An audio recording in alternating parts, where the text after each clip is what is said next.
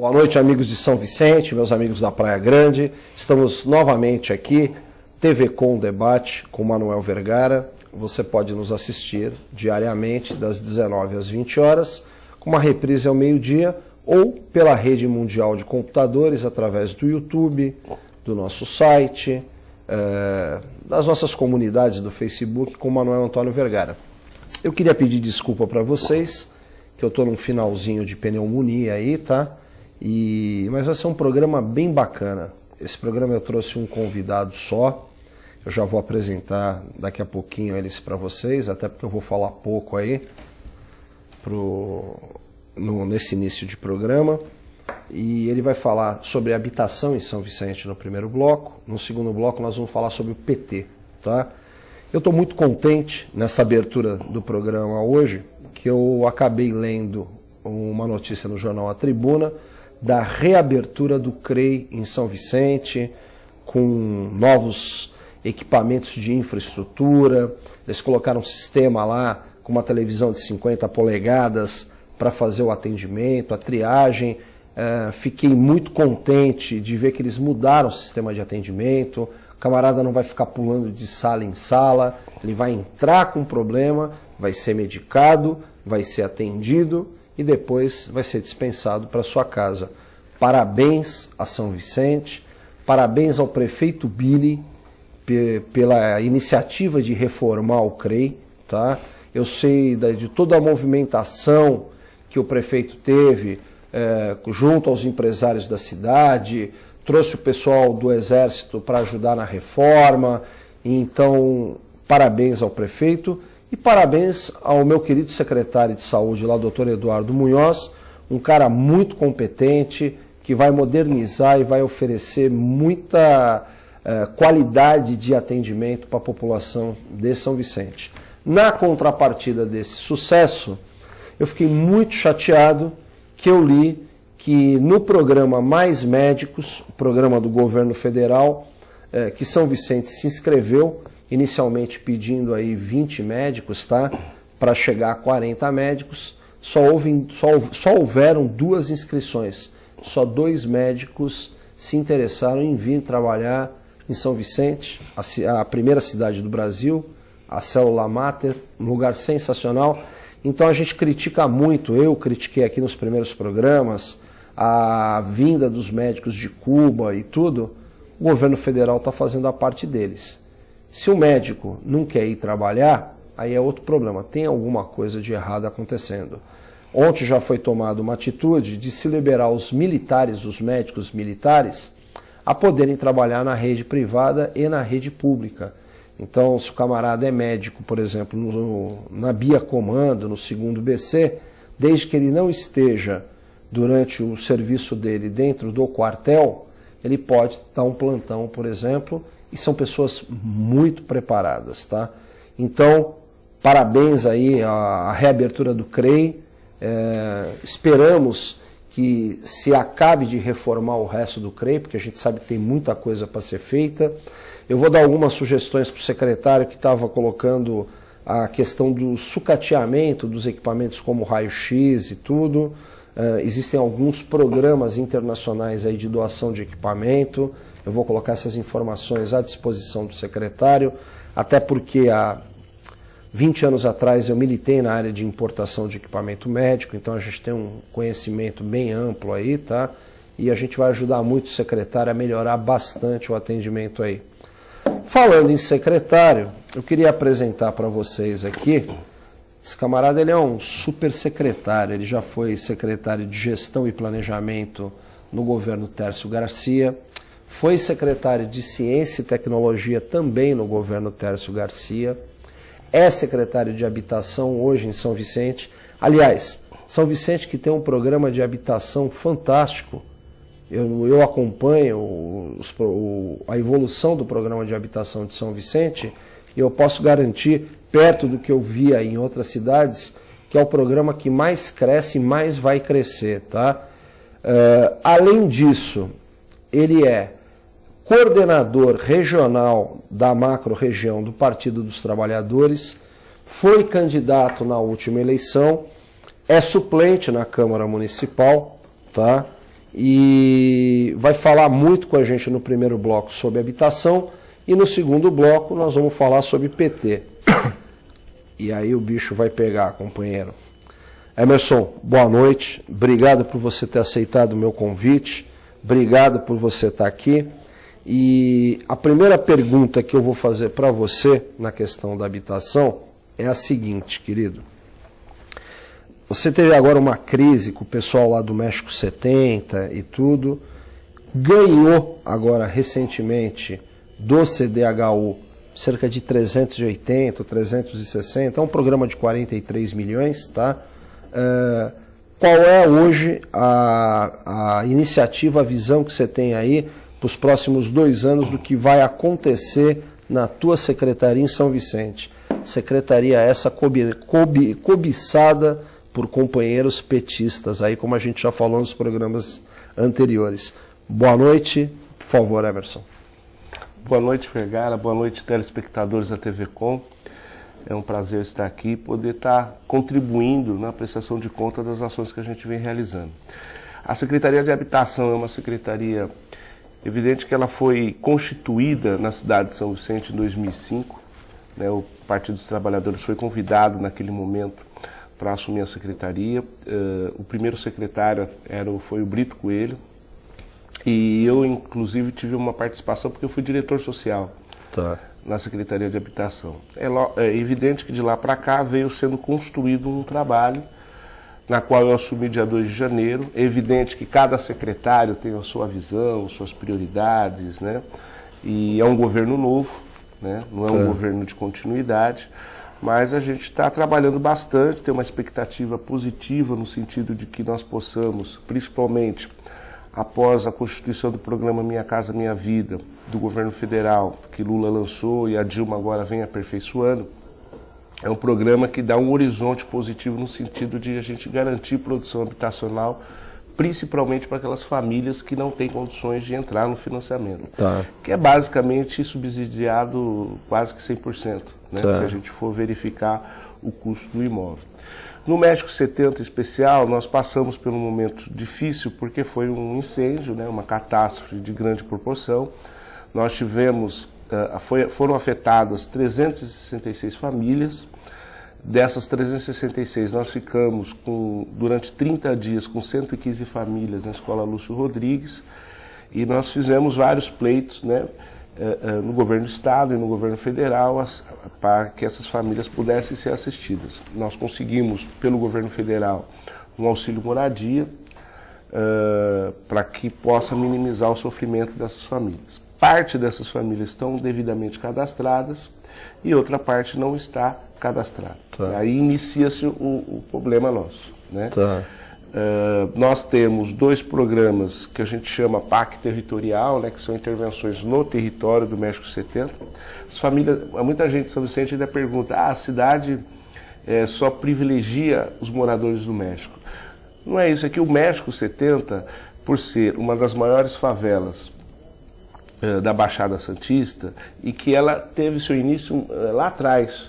Quantas pessoas vivem hoje no México 70, Emerson? Hoje no México 70, entre área consolidada e área de remoção, nós podemos dizer aí em torno de quase 10 mil famílias, né? Então, agora, só a área de remoção são 2.264.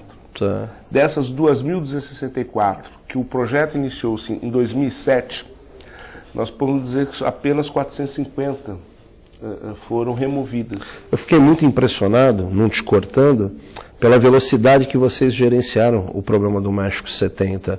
Eu acompanhei você, acompanhei o prefeito, acompanhei toda a tua equipe através da Globo, né, da TV Tribuna, e vocês foram muito ágeis. E eu sei que vocês tiveram muito problema, oportunista, gente que se infiltrou, mas vocês foram bem rápidos para, vamos dizer assim, assumir aquele pessoal todo que, de repente, ficou sem ter o que fazer, né? Claro. Né? Na realidade, foram até a escola mais de 500 pessoas dizendo que moravam ali. Nós fizemos um processo de triagem. É evidente que tivemos o apoio da comunidade. Se não tivéssemos o apoio da comunidade, seria difícil realizar esse trabalho. Então, de 500 e poucas famílias que apareceram na escola, reduziu o número para 366 de famílias atingidas. É evidente que há vários contratempos, enfim, a intervenção lá no México 70, como é uma intervenção que está demorada, né? Nós estamos tomando algumas medidas para acelerar. Uma delas foi o rompimento do contrato com a empresa que gerenciava os contratos da habitação. Então nós terminamos e rompemos o contrato do PAC, ali que corresponde àqueles empreendimentos que estão sendo construídos no Rio Branco e atrás do Centro de Convenções, no Parque Bitaru. Nós estamos iniciando o processo agora de licitação, provavelmente será a Codesave, que será a gestora desse projeto, e para que a gente possa acelerar a obra, né? Agora, eu queria te perguntar uma coisa, Emerson. Eu moro no Guarujá, tá? Eu vou até fazer um parâmetro da situação. Nós temos aproximadamente 95 mil pessoas vivendo em subhabitação no Guarujá, tá? Que é 33% da população. O grande problema que a gente tem no Guarujá, além da incompetência do governo, isso é uma opinião minha, tá? Ele não está falando nada, é a questão do alto valor do chão, tá? É difícil hoje, eu estou acompanhando a questão que o BIRI teve com o Paulo Scaff para instalar o SESI. Estou torcendo muito para São Vicente ganhar um SESI, até por causa da escola, mas eu já vi o SESI não poder se instalar em várias cidades por não ter uma área de 10 mil a 30 mil metros quadrados para ceder para a instalação do SESI, tá? Com o que acontece em São Vicente, que eu tenho passado assim de relance pelas imobiliárias e tenho visto o preço dos imóveis, tá? São Vicente não está tão baratinho assim, você adquirir um imóvel. Como é que está essa situação de você conseguir comprar área até para poder construir, quando eu falo comprar área na área continental, para poder construir, para poder oferecer para esse pessoal menos favorecido uma moradia digna? Sim, é uma boa pergunta, Vergara. Na realidade é um grande desafio que nós estamos, a Baixada como um todo tem realizado, no sentido de nós vivemos numa ilha, tá, né? E é evidente que o preço e o custo, a ilha basicamente está totalmente ocupada hoje. Tá. Nós não temos uma área pública, né? São Vicente, os outros municípios também têm grande... Nem Devoluta, nem da União, nada disso? Não, temos áreas da SPU, assim, a boa parte das áreas que são da União já são áreas ocupadas. Já são ocupadas. Nós, em São Vicente, tem mais ou menos 40% da cidade tá desocupada, né? Está ocupada de forma irregular, 40%.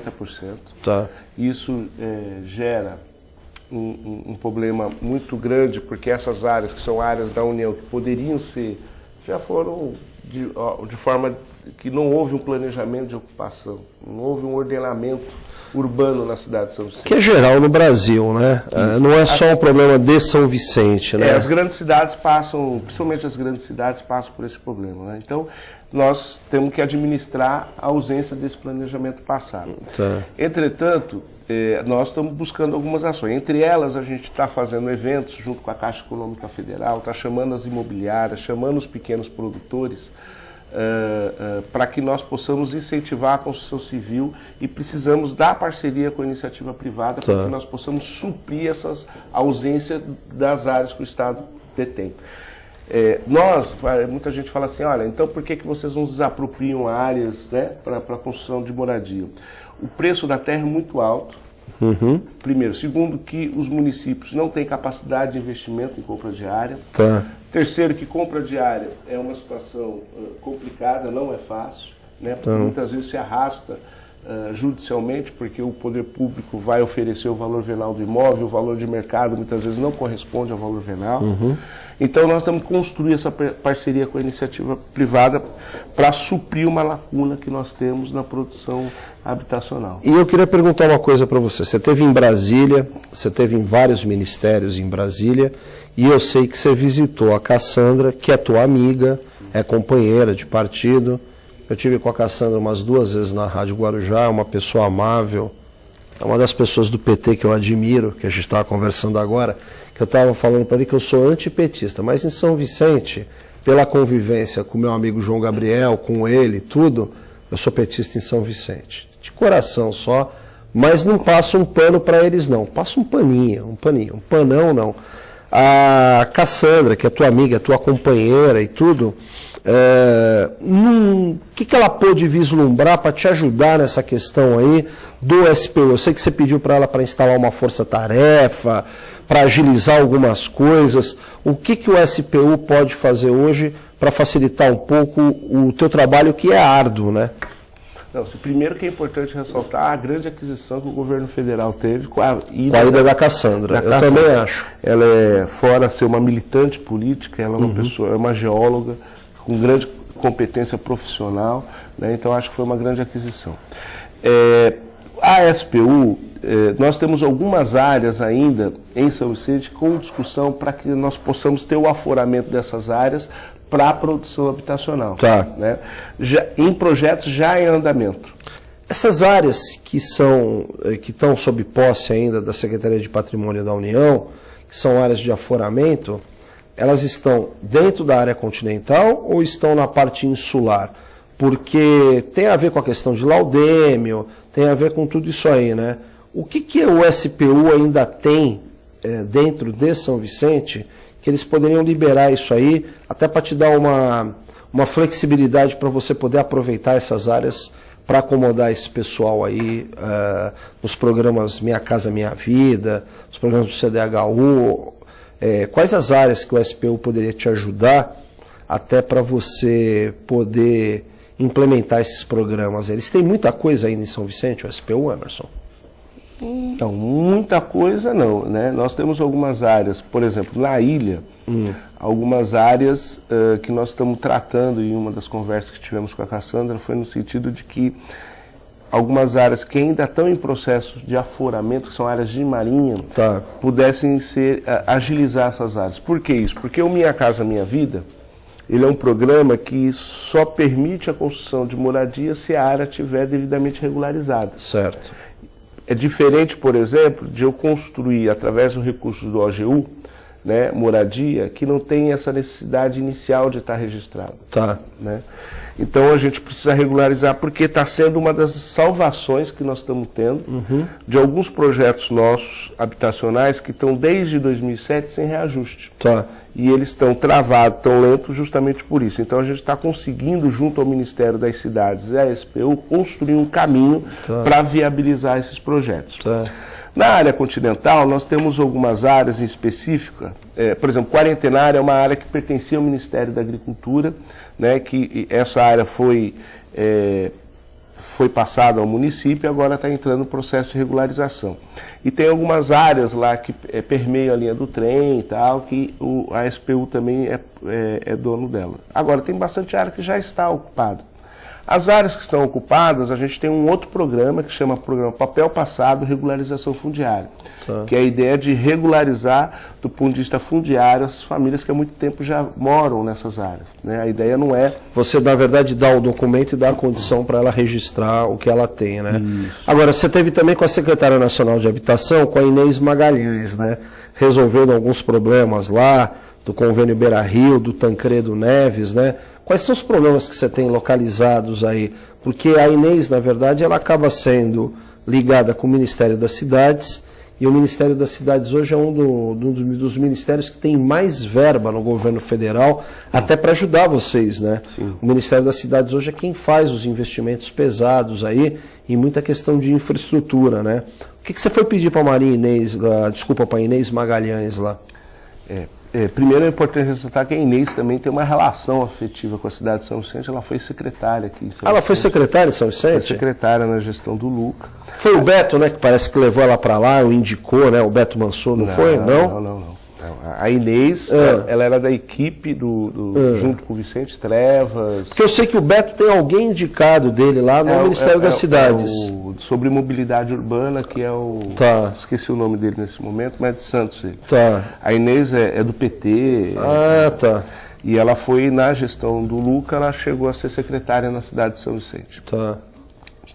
Assim, primeiro nós fomos conversar com a Inês sobre a solução desses projetos que eu te falei. Tá. Projetos de 2007, 2008, 2009, que precisam ser agilizados, né? Precisam encontrar uma solução para eles, porque são valores defasados.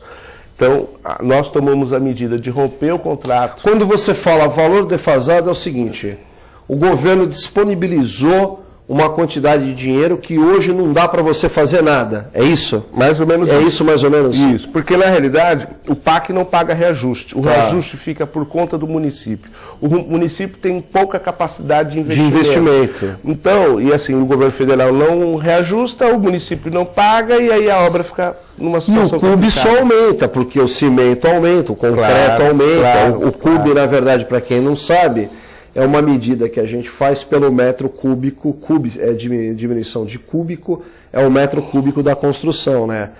Toda a parte de construção é medida, é mensurada pelo valor do CUB. Então, o que você veio requerer, o que você foi pleitear para a Inês, foi exatamente isso. Ela dá uma injeção a mais de dinheiro nesses contratos teus para você ter poder de poder investir, né? Isso. Na realidade, nós fizemos uma proposta ao Ministério, nós levamos um caminho para o Ministério, que é transformar os projetos do PAC, onde tem construção de moradia, em Minha Casa Minha Vida. Tá. Então eu aporto mais recursos para construir as moradias e o recurso que seria utilizado para construir essas moradias entra na infraestrutura. O teu Minha Casa Minha Vida, ele também é verticalizado? É verticalizado. É verticalizado. Ele pode ser... Mas você tem problema de espaço, né? Não esse é o jeito, grande problema né? nosso, né? Tá. Mesmo as famílias, eu sei que há a questão social também é um grande outro desafio a ser feito, né? Porque a habitação não se resume só à produção habitacional, né? Mas você tem que criar uma UPA ali perto, você tem que criar uma escola, você tem que melhorar a infraestrutura de transporte. Na verdade, você vai criar um bairro, né? Uma mini cidade, né? E mais do que isso, é fazer com que esse cidadão, né, que tinha uma realidade social, passe a ter uma outra realidade social e ele cria uma nova perspectiva enquanto cidadão. Né? Então esse é o grande objetivo da Secretaria de Habitação. Bom, meus amigos, estamos falando aqui com o secretário de Habitação, Emerson dos Santos, sobre o fantástico programa de habitação em São Vicente, tá? E a gente já retorna após o intervalo.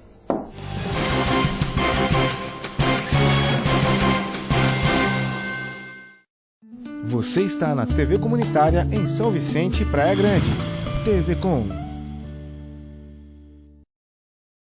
Alô pessoal, de segunda a sexta-feira, às 6h15 da tarde, com reprise às 7h15 da manhã, você confere TV Com Esporte, tudo sobre o esporte amador da Baixada Santista. Eu espero você aqui na TV Com.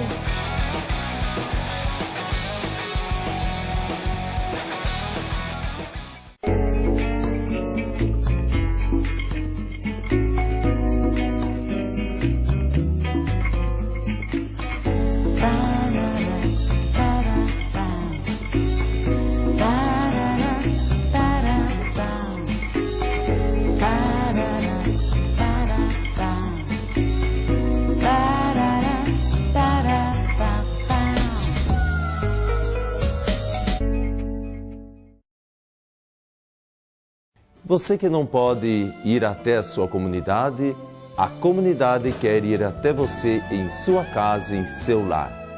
Participe conosco todos os domingos, às 8 horas da manhã, a Santa Missa em seu lar. E fique com Deus.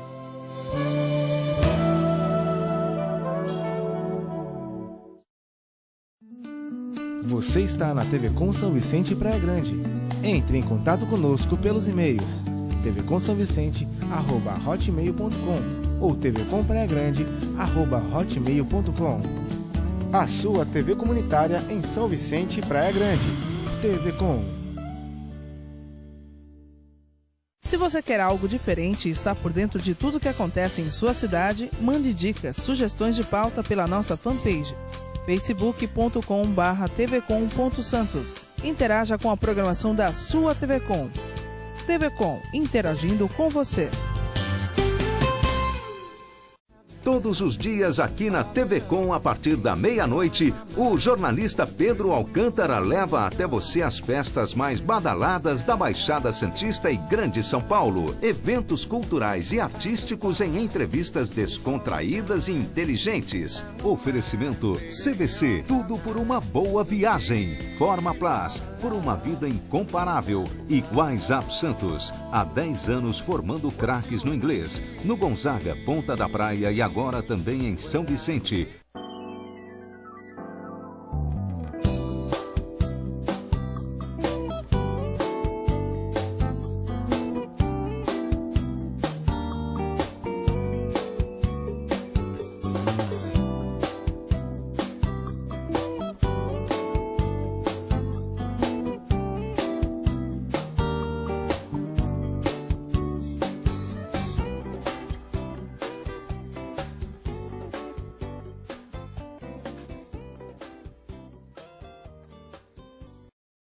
Programa Bastidor, todos os dias aqui pela sua TV Com, mostrando os temas mais importantes da nossa região, audiências públicas, sessões das câmaras, enfim, os assuntos da política regional. Programa Bastidor todos os dias pela sua TV Com. Aguardo você!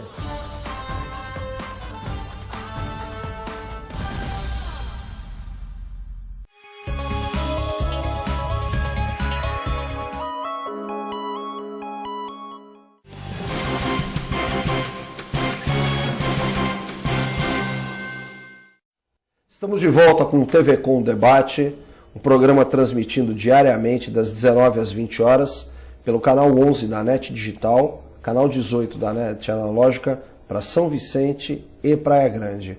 Praia Grande, estamos chegando aí, a gente vem fazendo as chamadas, pode ficar tranquilo que nós vamos falar muito da Praia Grande, tá? Eu estou recebendo hoje aqui no nosso programa o secretário de Habitação de São Vicente, Emerson Santos, tá? E nesse segundo bloco aqui, nós vamos falar muito do PT. O Emerson é um petista histórico, é coordenador da macro-região do PT, e o PT hoje ele está agitado, né? Vão haver eleições internas do PT, estão se preparando aí já para o ano que vem, que nós vamos ter uma eleição majoritária de presidente, de Senado, de deputado federal, deputado estadual, então o PT está fervilhando, tá? Eu gostaria de pedir para vocês visitarem o nosso site, o www.tvcomdebatesv.com.br, e a gente está publicando inclusive uma série de matérias lá no nosso site, que foram veiculadas no Jornal Expresso Popular, pelo brilhante repórter Alessio Venturelli, meu amigo Alessio Venturelli, que esteve comigo na sessão da Câmara Municipal de Guarujá na terça-feira, sobre a situação de São Vicente, tá? Não são matérias proativas ao governo Billy, mas é um alerta para o senhor prefeito, o senhor que montou um governo de coalizão aí, começar a cobrar dos seus secretários que eles têm que resolver esses problemas. A primeira matéria que nós publicamos é a situação da Avenida do Penedo, lá na linha azul, aqueles buracos. Já não existe mais essa justificativa para não começar a se gerenciar esses problemas. Primeiro porque a Codesave já conseguiu emitir as certidões dela. E eu estou aqui com o secretário de Habitação, um petista, um homem que entende de verba e de subsídio, e nós temos o PAC da pavimentação, né, secretário? Está na hora do pessoal começar a se movimentar aí e começar a requerer, não é da sua pasta isso aí, mas o governo federal fez agora o PAC da pavimentação, tem que começar a cobrar o DAD. A gente sabe que a Secretaria Estadual de Turismo, obrigatoriamente, está ligada ao deputado federal Márcio França, mas temos que cobrar a verba DAD.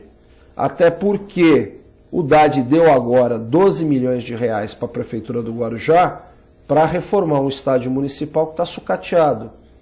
Eu até duvido que aquele estádio lá ele resista a uma sondagem da Falcon Bauer. Mas o problema deles lá, nós estamos falando de São Vicente. E esse alerta que eu estou dando para o Billy, um homem que eu não concordo em muita coisa que ele faz, mas eu o admiro, tá? É que a gente precisa começar a cobrar o empenho dos secretários aí e começar a melhorar a cidade. O ano que vem tem Copa do Mundo e todo mundo quer andar numa São Vicente bonita. Eu não moro ainda em São Vicente, mas até o final do ano já estou com planos para morar em São Vicente. Meu amigo Emerson aqui, que mora no Cachapuã, e foi, alô, comandante da Polícia Militar, sequestraram aqui o presidente da Macro na porta da casa dele, né? Poxa, não dá, você entendeu? Não dá. Eu não vou fazer piada não, viu, João? Pode ficar tranquilo, é que o João tá reclamando que nós estamos enchendo o saco dele, tá? Tá errado, ele estava descendo de trabalhar lá, pegaram ele na porta da casa dele. Vamos ver se a Polícia Militar aí dá um pouco mais de atenção para aquela região do Cachapuã. Vamos cobrar aí o governador, precisa aumentar o efetivo. São Vicente, pela extensão territorial, pelo tamanho da população, já mereceria ter uma base da rota. Eu acho que falta muita coisa e a gente está aqui para dar uma puxadinha de orelha e só para alertar, tá? Tá complicado, tá muito complicado. Emerson, Partido dos Trabalhadores, tá? Nós vamos ter agora a eleição da Macro. Quanto tempo você está como coordenador da Macro? 3 anos. E normalmente após a eleição, qual é o período que você fica na gestão? É 2, é 3? 4 anos. É em 4 em 4? Agora o PT alterou em 2010 o seu congresso. E aí eu quero te fazer uma pergunta, porque eu brinco, que eu falo que eu sou antipetista. Eu estava te contando que eu conheci o Lula em 1990, isso fazem 23 anos, no apartamento do Maurício Soares, que à época era o prefeito de São Bernardo. Eu tenho grandes amigos no PT, tenho grande admiração. A Cassandra é uma pessoa que eu admiro muito por alguns nomes do PT, mas também tenho ojeriza algumas coisas que acontecem no PT na parte da corrupção, tá? Quando você tem pessoas que acabam maculando o nome de um partido que ficou velho rápido por causa disso, né? E aí eu queria saber de você o seguinte: como é que é gerir, por exemplo, que você é um gestor aí, tá? Um partido que ele tem tendências partidárias dentro dele, que são um negócio que vocês criaram, que eu particularmente acho fantástico, de você ter várias ideias, vários segmentos, várias linhas dentro de um partido só. Então você, na verdade, até evita dos companheiros aí acabarem se dividindo. Você entendeu? Como é que é gerir um partido que tem aí dentro dele, por exemplo, a CNB, Construindo o Novo Brasil, Articulação de Esquerda, Brasil Socialista, Democracia Radical, Democracia Socialista, Esquerda Democrática, Fórum Trabalhista, do meu amigo João Gabriel lá, o PTLN, PT de Lúcia de Lima. Fórum 50 que vocês botaram para fora, que foi pro PSOL, foi lá que eram os talibãs lá, tá? Como é que é gerir todas essas ideias, toda essa turma? Como é que é juntar todos esses caras com ideia diferente e você conseguir administrar essa turma toda para a máquina andar, para o partido andar e para o partido mobilizar hoje, por exemplo, a população? Vamos lá. Primeiro que você colocou um bocado de informações ao mesmo tempo.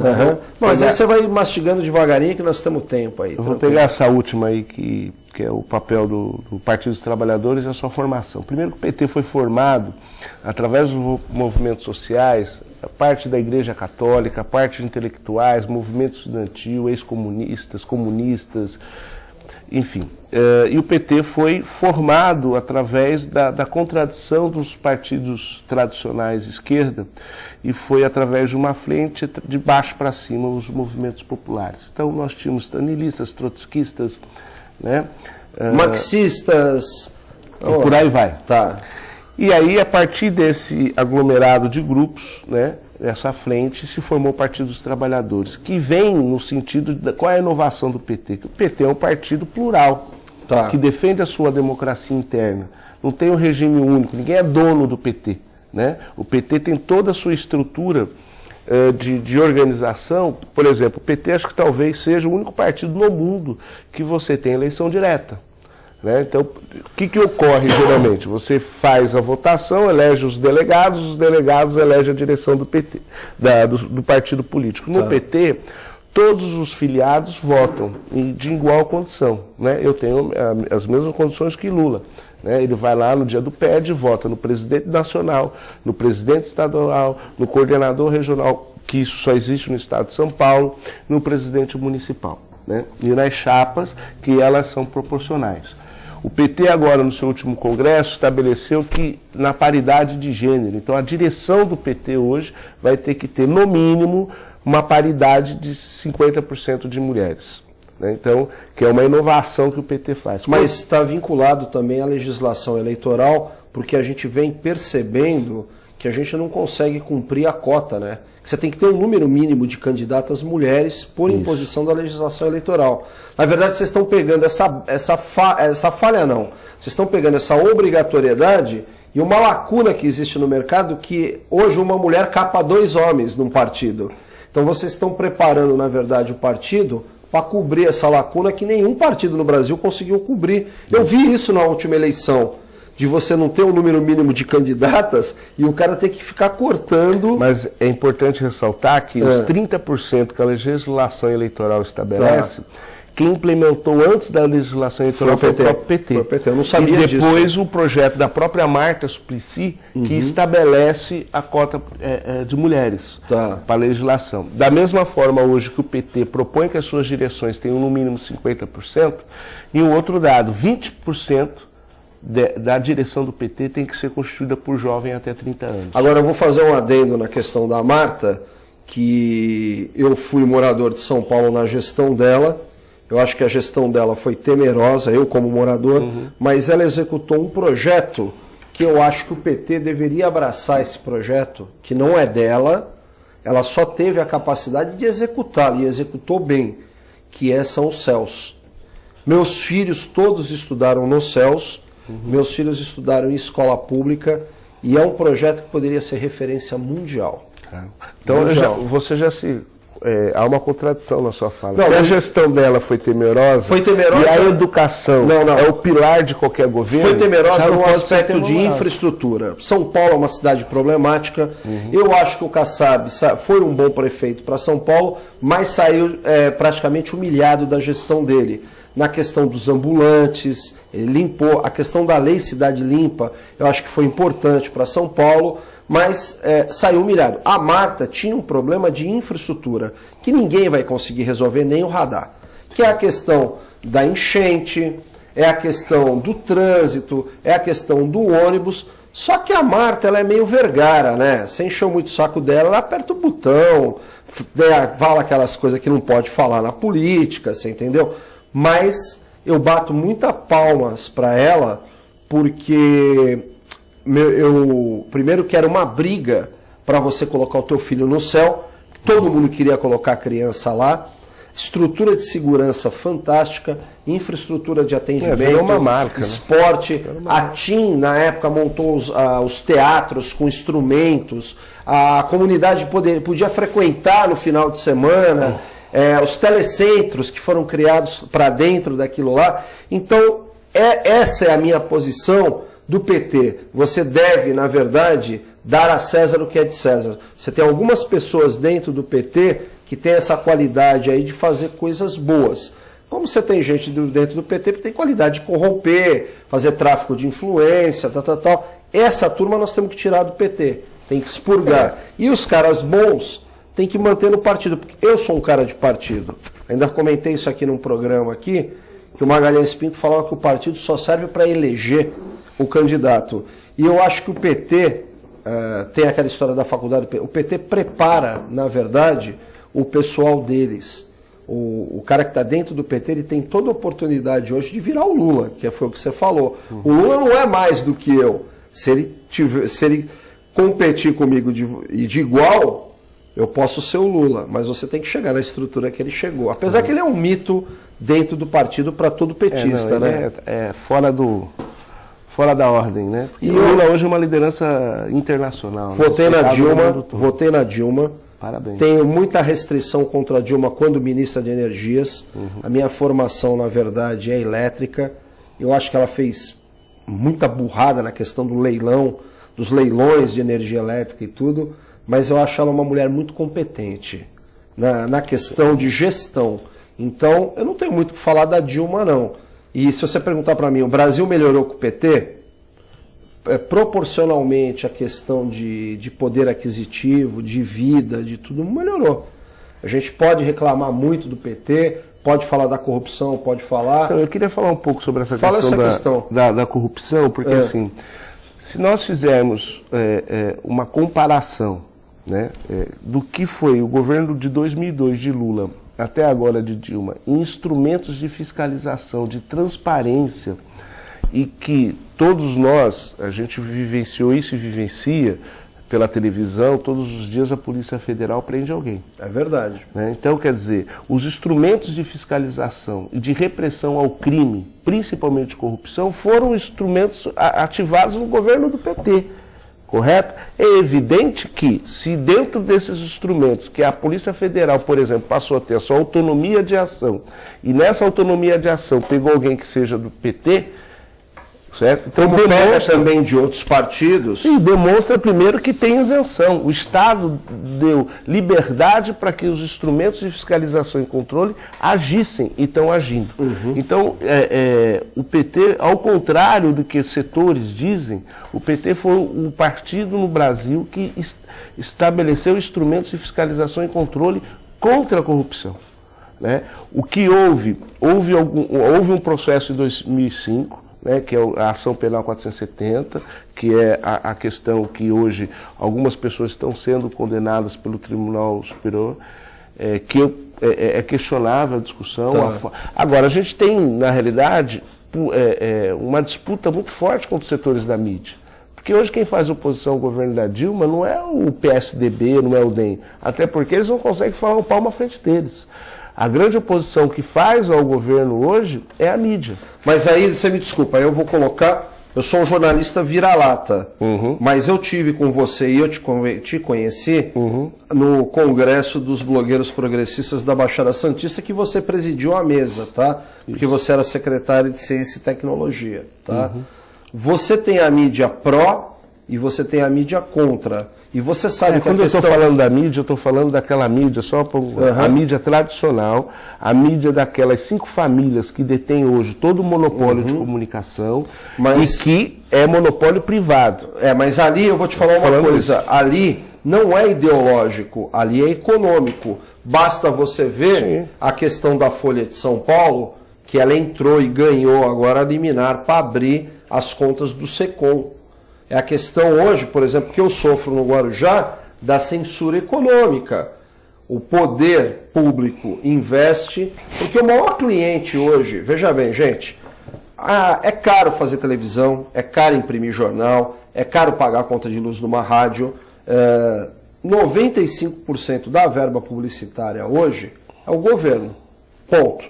O governo é o cara que mantém a mídia, não adianta tentar fugir disso aí. Os outros 5% vai ficar para Casas Bahia e para mais uns 2 ou 3. Então, o camarada hoje que faz uma oposição sistemática, que nem a revista Veja, existem interesses econômicos, lógico.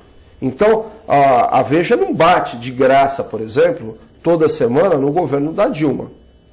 E também ela está batendo porque ela está achando um bando de nego lá fazendo burrada. Não, então, assim, existe a questão econômica, é evidente que existe a questão econômica, até porque quem são donos e proprietários dessas empresas são pessoas privadas. Tá. São concessões públicas a pessoas privadas que detêm o monopólio da comunicação. Isso é fato. Tá. Agora, há evidentemente uma luta de classe, uma luta em que sentido? Se você pegar a Rede Globo, que no processo de mobilização nacional que teve, ela derrubou a grade dela e ficou 3 horas e meia cobrindo o evento, e que parte desse evento vai contra o investimento que ela mesma fez na Copa da Confederação, demonstra que não é uma questão de ordem só econômica, há uma questão de política de fundo.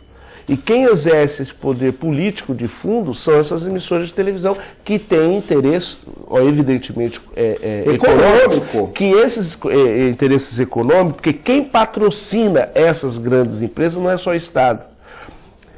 Se você ver quais são as críticas que permeiam hoje os meios de comunicação contra o governo federal e a Dilma e a política econômica, quais são? É que o Estado está tendo uma interferência muito grande ao mercado. É que o Estado está interferindo no mercado. Que o Estado está pautando as políticas pro mercado. O mercado, na realidade, não gosta muito de que o Estado interfira na direcionamento econômico. Entretanto, esse governo, ele pautou para que o processo de desenvolvimento do país se desse de acordo com as necessidades estratégicas do país, nação, e não as necessidades de mercado, correto? Tá. Então, há de fato interesses econômicos, mas não é pela publicidade de governo, não, porque a Veja ganha publicidade de governo. Hoje, nós até achamos, vou falar enquanto militante do PT, às vezes dá dor no coração ver a Folha, a Veja. Deixa eu te colocar. Agora, do ponto de vista republicano, está correto. Deixa eu te colocar uma situação. Se você cercear o direito dela a receber um anúncio do Ministério da Saúde, ela acaba pleiteando isso aí judicialmente. Porque você tem a questão da isonomia. Você tem a questão da isonomia. Por isso que eu estou falando, enquanto militante, dá até uma dor no coração. Tudo bem. Do ponto de vista republicano, está correto. Então, mas aí você tem o contraponto. Você tem a Carta para a Capital hoje, que eu conheci o editor-chefe no Congresso Internacional de Blogueiros em Foz do Iguaçu, e eles são praticamente governo. Você tem a Rede Brasil. Não tem problema, Vergara, ser governo. Tá. Eu acho que, inclusive, que eu não sei se você teve a oportunidade de ver os meninos da Ninja no Roda Viva. Né? Não vi. Foi muito bom o programa, eu recomendo quem possa ver, porque eu acho que é um novo modelo de organização. E você faz parte desse novo modelo. Até porque o Roda Viva ele deixa disponível os programas na internet, no site da TV Cultura, www.tvcultura.com.br. Legal, é a imprensa ninja. Então eu acho que é legal. E você também é uma pessoa que milita na área da comunicação alternativa. Então, o que eu quero dizer é o seguinte: a Folha de São Paulo, por exemplo, não tem problema nenhum ela assumir posição. Mas assuma a posição. O que não dá é para a imprensa dizer que é imparcial, e que não é. Não existe. Assume a sua parcialidade. Nos Estados Unidos, por exemplo, o Post, por exemplo, tem uma posição mais conservadora. O Times tem uma posição mais republicana, dos democratas, vamos dizer assim. Eles assumem sua posição como tal. Né? Não tem problema a Carta Capital assumir uma posição, como assumiu na eleição da Dilma, a posição, Carta Capital e apoio. Eu acho que esses jornais, o que peca é dizer o seguinte: olha, nós somos imparciais, nós somos... E não são. Eles têm lá. Eu falo para você. Posição. Só pego o exemplo agora da questão do metrô. Sabe por que a questão do metrô foi pautada na grande imprensa? Por causa das redes sociais. Porque ficou durante 2 semanas dizendo o seguinte: a Globo não vai passar, a Globo não vai passar, e teve que passar. Só que passou o seguinte: o que houve é um cartel, não é quadrilha. O tratamento é diferente. Mas é cartel por causa do CAD. Para mim é quadrilha. Meteu a mão no dinheiro público, é quadrilha. Mas se fosse no governo do PT, ia ser quadrilha. Mas é porque o PT é governo. Não, mas o PSDB não é? Não, é em São Paulo. Então. E a Folha na verdade, eu vivi sobre o teto do governo do PSDB e eu sou um grande opositor hoje do PSDB. Por quê? Porque eu moro numa ilha que eu não vejo um investimento há 30 anos nessa ilha. Eu não tenho um hospital, eu tenho que pagar para entrar, eu tenho que pagar para sair. Hoje nós tivemos um fog. Eu já acordei 6 horas da manhã, fui acordar meu filho olhou na janela e falou: pai, só vai de táxi trabalhar. Eu falei: por quê? Falou: o fog está lá fora. E aí eu olhei, para quem não sabe, o fog é aquele nevoeiro londrino. Liguei para um amigo meu que traz os filhos para Santos, que esteve aqui com a gente, Dr. Nelson Vigna. Vergara, a fila está em tal lugar. Caí na Piaçaguera, paga pedágio para sair, paga a balsa. Então eu não sou um fã do PSDB. Tenho alguns projetos do PSDB que eu bato palmas, que eles implantaram em São Paulo de saúde, e eu sou um jornalista parcial. Os meus amigos aqui vão ser defendidos até a morte. Os meus inimigos, a justiça. Tá? Então, eu não fiz faculdade de jornalismo, eu sou um jornalista vira-lata, eu só requeri o meu registro no Ministério do Trabalho, porque eu exerço a função de jornalista há 5 anos. eu escrevo para o Jornal do Itapema, eu tenho um jornal próprio que é os Inconfidentes, mas eu sou blogueiro, eu gosto de ser chamado de blogueiro. E a internet é responsável junto com essa questão da fiscalização.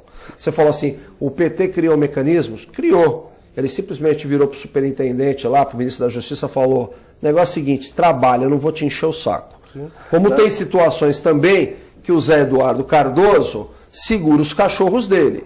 Tá? Então, agora, eu acho que a grande revolução, e você foi secretário de Ciência e Tecnologia, é a blogosfera. Caiu, tem muita coisa lá que é mentira? Tem. Muita coisa que eu leio lá contra o PT, muita coisa que eu vejo do Lula, muita coisa que eu até passo por cima, porque a gente sabe que são aquelas comunidades antipetista, antilulista, tal. Mas a informação é muito rápida, muita coisa que vaza de documento e tudo é muito rápida. E nós acabamos virando de PT para a mídia, que é um processo dos blogueiros progressistas de fazer essa reforma na mídia, tá? Mas para a gente encerrar, nós temos agora aí eleições para a presidência do PT em São Vicente e vai ter eleição para a presidência do PT, né? Junto com a da Macro, não vai? Vai. São eleições agora deixa eu te nacionais. perguntar, para a gente encerrar o programa aqui, tu vai voltar várias vezes aqui. Espero. Por que tu quer ficar na Macro? Por que você não quer ficar com o presidente do partido? Já que você tem toda essa bagagem da Macro. Dá um descanso pro Zé Paulino, pô. Não. Por que você não se lançou, você não fez um projeto, que eu sei que você vai trabalhar pela tua reeleição, o João é candidato, o Brito é candidato, eu ia tocar naquela questão dos caciques, tá? Que isso aí tu vai voltar pra gente conversar isso aí. Por que hoje São Vicente e Guarujá, que são os dois maiores colégios eleitorais das 9 cidades, o maior número de delegados, tem que se sujeitar à turma da Thelma, mas isso vai ficar para uma próxima. Eu quero saber o seguinte, vai ter eleição, por que você fez a opção de ficar na Macro e não quis sair candidato a presidente? Porque você daria um grande presidente, porque você é um cara muito conciliador. Então, eu já fui presidente municipal do PT durante um período curto de 2 anos. Tá. Né? E aí depois teve o congresso do PT. Eu acredito que assim, a gente cumpre tarefas. Eu cumpri minha tarefa no município. Né? Hoje tem outras novas lideranças despontando para ocupar esse espaço. Tá. Eu estou na coordenação da Macro nesse período de 3 anos e estou sendo candidato à reeleição porque nós estamos vivendo um processo novo na Baixada Santista referente ao próprio Partido dos Trabalhadores, que eu chamo de um processo cíclico. Né? Existe um conjunto do fortalecimento das grandes lideranças históricas do PT, que são extremamente importantes para o PT, mas também a gente tem que pensar a Baixada a médio prazo. Né? Não e as novas lideranças que estão aparecendo. E as novas Eu acho que as velhas lideranças é importante, são caciques, mas eles não podem ter esse poder todo. Eles têm que deixar as novas lideranças como você, como o Zé Paulino, como o Edilson no Guarujá e tudo, começarem a despontar, né? Não, sim. Eles não podem ingerenciar em cima das outras cidades, né? Na realidade, a relação que eu tenho, por exemplo, com por exemplo, a própria Thelma de Souza é uma liderança muito importante, PT, histórica, é candidata à reeleição agora, deputada, acho que tem que ser eleita. Né? Isso, não há divergência nesse aspecto em relação a nós. Eu tenho uma boa relação com a Thelma, tenho uma boa relação com a Márcia. Agora, o PT é um processo natural, a disputa. Né? Ela ajuda, inclusive, a fazer o debate político. Isso é importante. Né? O que a reeleição da Macro que me coloca, eu não sou candidato de mim mesmo. Né? Eu estou tendo o apoio de um conjunto de vereadores, um conjunto de presidentes. Você tem o teu grupo, o PT tem isso aí, você tem o teu das grupo. 4 tendências no município hoje, 3 integralmente estão me apoiando, metade de uma outra. Então, enfim, eu não sou candidato de mim mesmo, mas também não me apego ao cargo. Né? Ser coordenador da Macro é uma missão que foi dada. Tá. Bom, gente, nós estamos chegando no final do programa e como eu mesmo falo, o PT é que nem a torcida do Corinthians. Quando eles não têm com quem brigar, eles brigam entre eles, mas se eu brigar com ele, todo mundo vem brigar comigo, né? Eles se protegem lá. Mas é um partido fantástico, eu estou tendo a oportunidade com a convivência que eu tenho com o Emerson, com o João Gabriel e com vários amigos aí, os próprios Sidney Aranha, que eu convidei para vir aqui hoje, mas não pôde vir, eu estou descobrindo essa organização fantástica que é o PT, que é um partido que ficou velho por algumas atitudes de algumas pessoas, que não inclui aqui a nossa região, não passa, esses escândalos, graças a Deus, não passam por aqui, e é um partido que a gente tem que reverenciar pela estrutura deles, pela organização deles, tá? Emerson, queria te agradecer muito a tua presença, obrigado, eu sei que você tem hoje aí um evento, tá com problemas aí, o pessoal tá te ligando e tudo, mas eu te agradeço do coração de você ter vindo, e você vai voltar muito até próxima eleição da Macro, o ano que vem, tá? Você é um cara aqui que você é muito querido aqui pelo pessoal da direção e tudo, e a gente espera poder contar contigo aqui, sempre que você puder vir aqui, que a casa é tua. Obrigado por ter vindo, viu? Eu que agradeço o espaço, obrigado, e estaremos à disposição sempre que possível. Boa noite a todos e até a próxima.